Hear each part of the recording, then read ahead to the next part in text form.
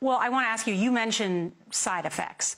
The side effects for the Moderna vaccine sound concerning. We looked. After the second dose, at least 80% of participants experienced a systemic side effect, ranging from severe chills to fevers. So, are these vaccines safe? Well, the FDA, not being pressured, will look hard at that. The FDA is the gold standard of regulators, and their current guidance on this, if they stick with that, is very, very appropriate. And you know, the side effects were not super severe. That is, it didn't cause permanent health problems for the things there. You know, Moderna did have to go with a fairly high dose, and so you know, to get the antibodies. Some of the other vaccines are able to go with lower doses to get responses that are pretty high, including the J&J and the Pfizer. And so there's a lot of characteristics of these vaccines. It's great that we have multiple of them that are Bill, going out there. And yes, I think you know the data better than I do. But the data showed that everybody with a high dose had a side effect.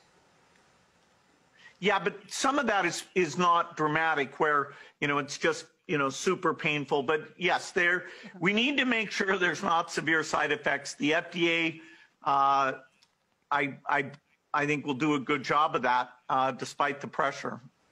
How many doses of the vaccine will we need?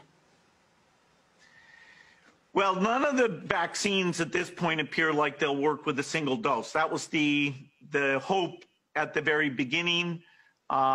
Maybe one of them, particularly in the second generation, won't surprise us. We hope just two, although in the elderly, sometimes it takes more. And so making sure we have lots of elderly people in the trial will give us that data. You've said some more than 7 billion doses is what we'll need. Well, if what you're trying to do is block all the transmission, then you need to get, you know, 70–80% coverage on a global basis. So that, you know, it's unbelievably big numbers. I mean, you're talking about a global vaccination program without a vaccine that hasn't been fully developed yet, and a massive scaling up of how to produce one or several vaccines. I mean, it's mind-boggling to think about this effort. But the private companies have stepped up. The science has been advanced. The U.S. funds biological research more than any other country. We've stepped up to fund these vaccine manufacturers. The plants are being worked out now. You know, in 2021, there's a good chance this can get done, and because, you know, this is about the billions that we need to spend to save trillions and avoid all those deaths.